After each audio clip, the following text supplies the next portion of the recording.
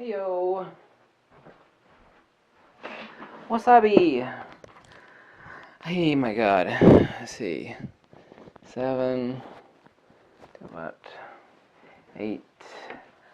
Oh man, 6 hours of shooting today. Thank God there's only one more day. I did get there early.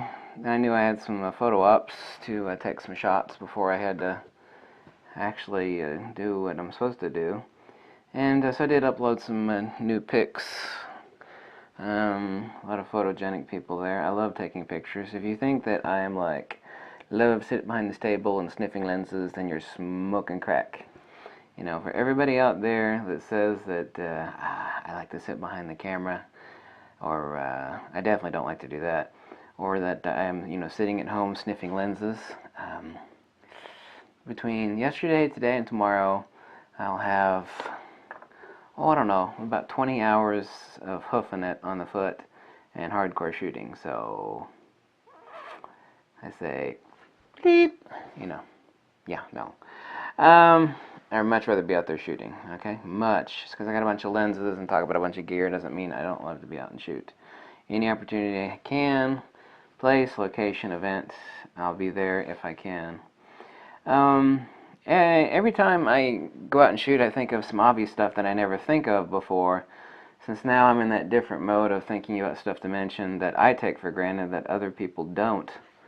And it's like, well, I don't think about this until I go out and shoot now, and then I get my mind in the means of thinking about something that would be useful to you that I don't think about anymore. It's just, you automatically do it. It's like what's automatic for someone else is, it's like a revelation for, another person.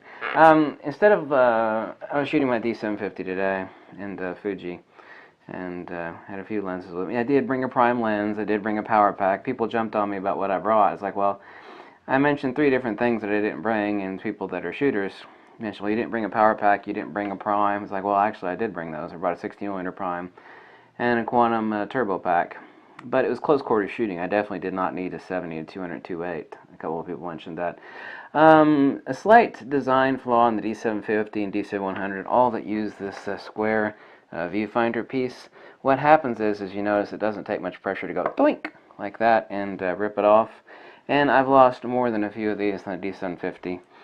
What happens is when it's dangling on my side, I go to grab or adjust the speed light or do something like that, or I grab the other camera body, and it's just kind of rubbing up against my shirt or my pants, that you'll lose these. Your actual friction from your shirt or pants will cause this to, vanish into netherland. What I do is I actually apply a piece of industrial duct tape back here. It doesn't interfere with the speed light mount, the hot shoe mount, and right to the top of the viewfinder. So it's a bridge, an L-shaped bridge that goes between here and here. That'll keep you from losing your viewfinder pieces. Very handy. I mean, I've got a lot of spare viewfinders, but why, why buy them when you can save them? And I'm always losing. If without taping it, I would have lost like 2 today. And that's one of the obvious things that I forgot to mention that I don't think about anymore. Another thing, and by the way, I've got a picture below. There's this Canon fanboy. He's got 4 bodies on him. He's shooting for a newspaper. I blocked out his face so you can check it on the Flickr page. It's hilarious. The guy didn't even have a speed light on him, but the guy was bigger than me. The guy was so big he made me look skinny, which is no big deal. I don't care about that. But you have 4 different camera bodies with him. Are you kidding me? What?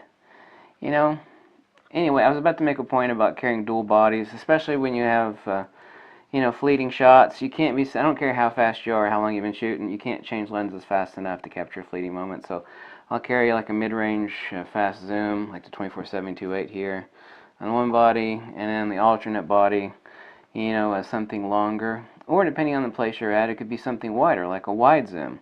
So it depends on where you're shooting at. It could be like an intermediate zoom like this, and then a wide zoom on the other one, or intermediate and a prime, like a 60mm, which I was using in DX crop mode, 60mm f2.4 on the Fuji, the equivalent of 90mm, i.e. a portraiture lens. A nice shallow depth of field, nice little setup. So it's important if you're constrained for time. You're never going to get fast enough to swap lenses when you have a fluid situation like that where you have to capture people, and they don't want to sit around and wait for you to change lenses. So you gotta have, it serves a dual purpose. One, you got a backup body in case you got a failure, which, you know, definitely can and does happen to people, especially with the Sony. And secondly, a second body so you're not swapping lenses. So that's really, really important. Another important thing is people think that they only need a lens hood for shooting outdoors, for flare. If you see any professional photographer shooting indoors, actually people will say, you know, why has this person got a lens hood? You know, all they're doing is shooting indoors. Matters all the difference in the world, blocks out stray ambient fluorescent, and it keeps you from smashing the front element of your lens, whether you do or do not have a filter.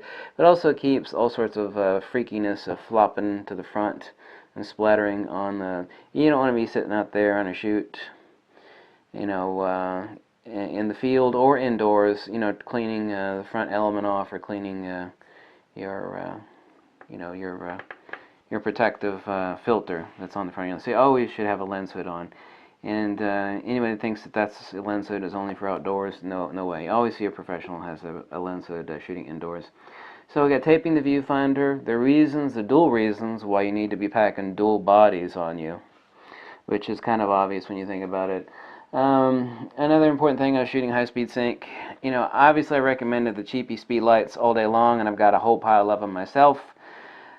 But, you know, high-speed sync, shooting above like 250th of a second or whatever your max flash sync is not just for shooting shallow depth of field. Outdoors, you can get that, you know, crank up,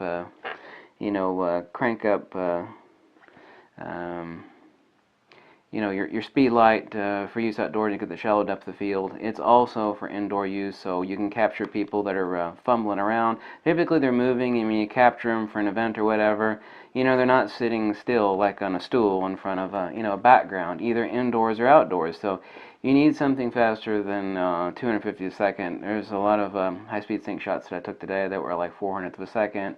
Some were at 500 of a second. So when I crank down, you know, f2.8, f2, even f1.4, you want to be able to open that aperture up and shoot wide open, and you know, get that shallow depth of field, and still have you know, speed light use. It's not just for outdoor portraiture, you know, for shallow depth of field, because you can't crank down your ISO far enough. You're going to have to increase your speed light shutter speed for high-speed sync. So it's not just for outdoors, it's also for indoors. And it's actually almost more important for more photographers that are shooting indoor and event stuff to have high-speed sync for indoors, because they're also wanting to shoot wide the hell open, f1.4, f1.8. Of course, that opens up a new bag of worms with you know, capturing any sort of movement. You know, you have to pose someone if you're going to be shooting at f1.8 or something like that. Depth of field's too shallow; they can't be moving around. But for capturing action at I was typically shooting today f3.5, f4 on moving subjects, being able to capture them fast enough because I am fast. But, you know, being able to get that high-speed sync indoors is incredibly important, is the main point that I was trying to make. Sorry, I'm so tired. I'm just so out of it. You know, my feet are killing me. I've been shooting all day long and all day yesterday. I got like 3 hours of sleep last night. Another important thing is autofocus point selection. You know, like I was doing today, shooting a lot of portrait shots, you know, vertical shots on your cami. That I know that you always got to, you know, a failure to plan is a plan to fail. You always have to be a chess player in photography. You always got to be thinking ahead. You could be the best shooter in the world, and you could, like, you know, been drunk the day before. You know, it's like you're best shooter in the world, and no, I'm not referring to me. I don't drink at all. But if you, like, you know, woke up, grabbed your gear, headed out of the house, you don't do any pre-planning. You're sitting there fumbling with your camera. People are going to think you're a noob or a goof. You're going to miss the shot, and people's faces are going to go from smile to, what the hell is he doing? Hurry the hell up. That's what they're thinking. Sometimes I say it. Not to me, they don't anyway. Autofocus pre-selection. You know, there's this neat little wheel back here, and there's also all these autofocus points. So what I'll do is when I'm shooting portraiture mode, I'll move my autofocus points up from the center here. I'll shoot in a group. Typically what I do when I'm shooting a portraiture, what I'm going to be shooting tons of portraiture all day long, is I'll actually move my 4-point group, you know, from center, obviously. In person's face, you shoot things in focus. If the face and the eyeballs are out of focus, then the whole thing is blown to hell. I'll move a 4-point group from here, obviously, to where would I want it? Well, a person's head is kind of up here, so I'll move it up here, and I'll keep it there, and I'll lock in place. Not an issue. Makes things a lot quicker. Sitting there, constantly readjusting your focus points, or having a center point. You can't be shooting.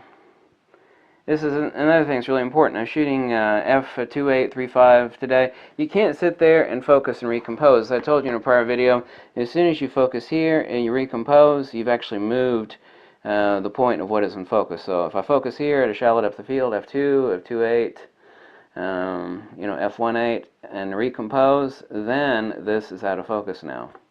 It's shifted. It's a fact. If you don't believe me, try it on some stationary object at home. You'll see that's the case. Focus and recompose is not going to work at shallow depth of field.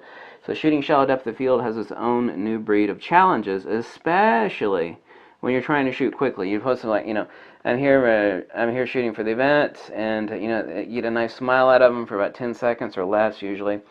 You have to have it in your head what it is you're going to be doing. So I've got my focus points already shifted. I mean, it doesn't take any time to move them around, obviously.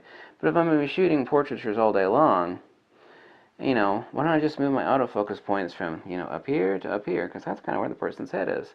I'll have to concentrate on posing them, telling them what to do, what not to do, rather than sitting here trying to shift my focus points. I can't be shooting at shallow depth of field, f1.8, f2, and then recompose. I can't do that typically when I'm shooting at about 9 feet or less, 24-70 2.8, or the 60 millimeter f2.4. I can't focus and recompose. It's going to shift, and then the eyes are going to be out of focus. It's like, well, great, everything down here is in focus, but the eyes are out of focus. So that's a really important consideration. You've got to be thinking ahead. What is you going to be shooting, so you can eliminate it off the mental board of what it's going to take when the shot pops up. When the shot pops up, the less you have to think about, and the more you concentrate on the shot, then the better the shot's going to be. Fact.